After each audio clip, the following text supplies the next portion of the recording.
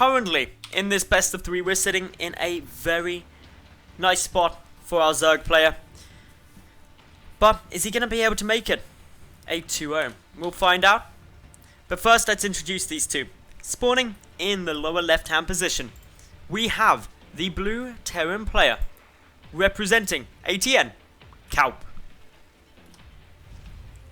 And his opponent, to the top right, the red Zerg player, we have Borrex. Tough times. Great times, actually, though, because it was a really fun first game. Quite intense, a very passive start, though, I must say. And game number 2 is going to lead, possibly, into some more interesting stuff. A very early drone scout from Borrex. He knows he's one game up and probably wants to try and avoid anything cheeky, like proxy raxes or stuff that could just kill him outright. So he's wanting to get that scouting information as soon as possible. It's not guaranteed, but a possibility is there that proxy hatches can come down, although they're very uncommon, and since a hatchery at the natural is about to get started, should be all but impossible.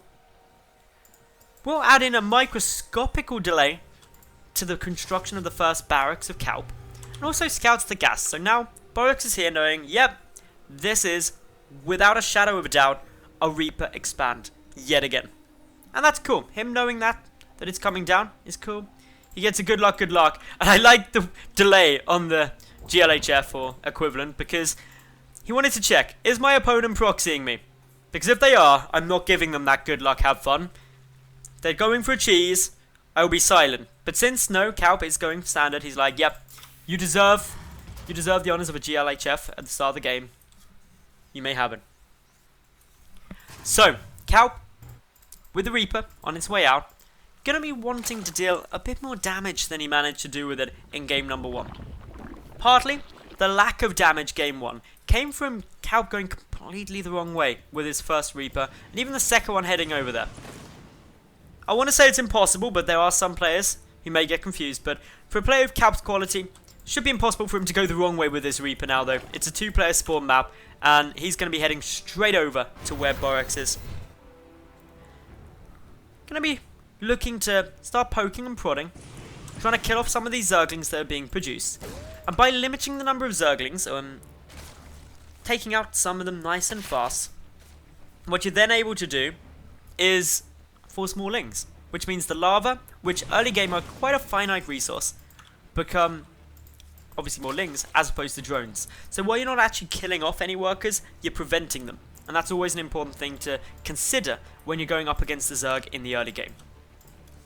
Zergling speed on its way, drones pulled out of gas yet again. Meanwhile, over at kauP's side, he's adding in his natural base as well as the factory and reactor. However, an Overlord is just chilling up here and being like, ah, I know what you're doing. Wouldn't be that surprised if kauP opts to get 2 Marines out before the switch. A lot of Terran players do that, especially when they know an Overlord is sitting right there, because it can be an easy pick-off. This Reaper gonna come into very near death, just managing to sneak past those lings. And so continues on with the scouting. Both Reapers are still alive, the other one has pulled all the way, or he's only just come out, actually a little way.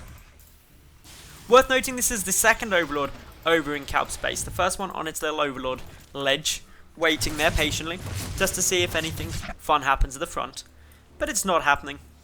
Third CC, also on its way, and this can't actually be seen yet from Borrex. kauP, though, opening identically to game number 1. He's going to want to be very... He wants to be very decisive with where he sends this first Marine if he wants to take out this Overlord. He wants to attack it from this side, so the auto AI pathing pushes it towards the natural, as opposed to attacking it from straight underneath, in which case he'll then push the Overlord naturally over towards where that third CC is coming. Stim is on its way, bunker coming down to the front, and over at Borrex's side, he's just adding in his second gas now, just as he did in the first game, as well as that third hatchery. Couple of lings making their way over, and this Overlord gets a nice little scout, sees the third CC, and suddenly Borrex is fully aware of what kauP's doing. kauP's bunker doesn't really have much in it, and so this has just allowed these lings to come streaming on by. Quick little pick up of the wall means that the units aren't going to be able to get through, and the Hellions forced back just to clean up the couple of lings that managed to sneak on by. A bit of lost mining time, and a delay on the harassment.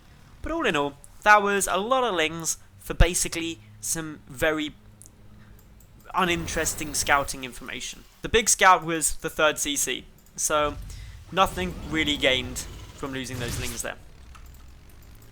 4 queens out on the field yet again, and we're seeing that just as in game number 1, Borrex is more than happy to produce a fair few queens in the early game. He's actually gone up to 6, or he's about to go up to 6 this game, which means that he's got 4, or at least 3 once this 3rd hatch starts getting injected, that can just wander about and make sure they're putting up a good defense against this harassment. So sure, a couple of lava getting killed here, the hatchery taking a little bit of damage, but it's minor. It's little things that don't make much of a difference at all. Lair being morphed in, additional gas is getting taken as well, plus that Baneling nest coming through, and we're seeing Borrex go for a pretty much identical build to game number 1. Really, approaching that 9-minute mark, things are looking nigh on identical. The only difference that immediately jumps out is that kauP hasn't lost anything yet, whereas in game number 1 he did lose 1 SCV that was producing his natural command center. So 5th and 6th gas coming down. Expect to see a Spire very fast out of Borrex, just as we did in game number 1. But kauP not managing to get that much damage down. Just forcing back a little bit of creep. Has killed 2 workers, which isn't incredible. And really it's just been some lings lost. 2 worker kills, 7 lings. This is something that is more than accountable in expected losses early game against the Terran by Borrex. So there's the Spire.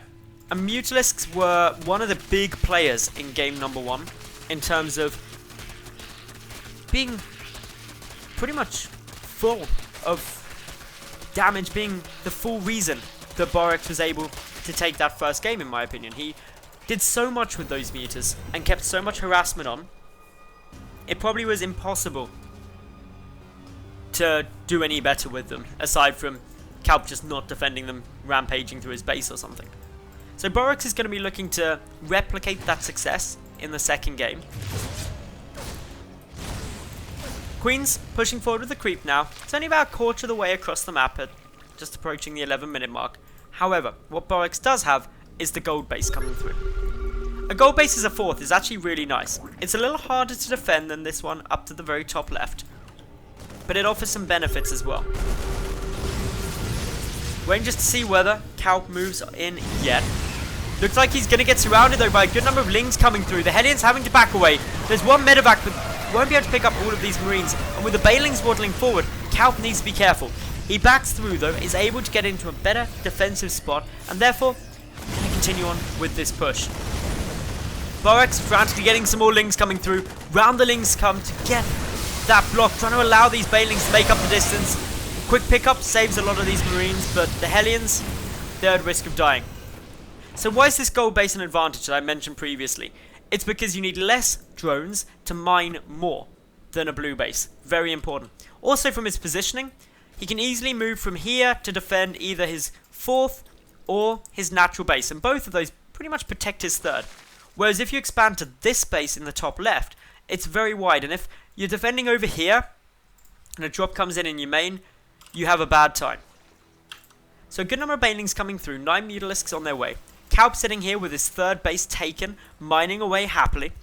Worker count is currently 74 to 67, so neither of these two are going to be able to take a massive lead in this early game. The resources lost fairly equal, just a bit more losses than we saw last. Good number of Marines now, running up, going to be trying to take out some of these Queens, get a little bit of damage down, but there is a lot of Banelings. 26 in total. There's 1 Baneling for every 2 Marines, and that's good odds. Your splitting has to be amazing. A Widowmine hit does manage to go down. A couple of Marines and Banelings going to be duking out, but a nice little pincer move there coming from the front and back allows Borrex to just take out everything in that push, minus the medevacs. Banelings now coming in, ready for a counter-attack. The 3rd base going to be the big target, and there just is such of a defense here. Those SCVs have to be so careful because Banelings are coming and knocking, and Banelings love FCVs. They're going to give him a hug, and it's not one that you want. So many workers get taken out there at the third base. A beautiful little push in here from Borrex, who just continues forward. Couple of Widowmine hits going through, but ooh, that last one did get a good number of the banelings. But still, the pressure coming into the natural. A couple of SCVs gonna get taken down here. Not the end of the world, but it's 71 workers now to 40. Mules will help compensate for that a little bit, but with Mutalisks on the field, more on the way, and 17 additional banelings in production, kauP needs to be making very sure that he does not get overwhelmed. Needs to get some counter damage done, especially when we factor in that the gold base is already on its way for Borrex. Banelings come crushing forward. There's a good number of Widow Mines there, but as the Banelings get killed on top of them, their splash still hits, taking out all bar 3. 12 Marines at a time coming across, and kauP getting very aggressive. Has Borrex been too bold? Gonna sacrifice his 4th, hoping that this buys him enough time to get out a good number of units to defend with. And while kauP isn't in an amazing spot economically, his army supplies 85 to 54, including the reinforcements that are on the way. The banelings that are about to come out now for Borrex have to hit the mark. Borrex already re-expanding, attempting to take his 4th base, going to retake this gold, so will be taking himself up to 5 hatches just past 16 minutes. And to be honest, kauP isn't going to want to allow that to happen. He starts pushing in, splits off a couple of units, but banelings rolling forward are going to scare a lot of these Marines into sticking around to fight. Widowmine hits are pretty good, but the baneling hits, I'd say, are better. Most of these Marines taken out, and the Mutalisks now laying chase. These medevacs pretty much free gain once that boost goes, so Marines having to get over in order to defend them. The mute count at 20, 26 Marines there. Upgrades 2-2 on both sides of the +1 attack for the Mutalisks. Additional banelings morphing through. Borrex knows that if he holds off this push and is able to actually stomp it out so it's not this never-ending Terran push you often see, he's in a mighty fine position. He's up by, like, 30 workers. Mules don't make up for 30 workers. Nice position though, these mine placements are very nice. A cancel comes down on this gold base, but the gold base by no means essential, because he is still at 4 bases versus the 3 of the Terran player. A couple of these banelings rolling forward now, attempting to take out a good number of those Marines. Ooh, nice hit on the Widowmine there, gets a lot of splash damage onto those mutas, so they're going to have to be insanely cautious. 2 Overseers in a nice position. They should go Widowmine hunting, just to make sure that the vision of them and where they're placed is at the attention of Borrex. kauP though looking to push up the left hand side, wants to be able to take out that 4th if he can. But the longer this game goes on, with the economic advantage for Borrex so sizable, the better it gets for him. kauP still producing nicely, no sign of 3-3 though. Putting all of his minerals into units, not saving anything else. And this is actually causing him to get a decent chunk of gas banked up. And he's got no way to actually stop that. More damage coming through. Those Mutalisks are starting to die, but in comes a big push of these banelings. A couple of Widow Mines in a nice position. Not detonating yet, but it's not going to matter because there's just so much Zerg here. kauP getting crushed with this push. GG is called, and Borrex takes this first series 2-0 to advance forward into the next round.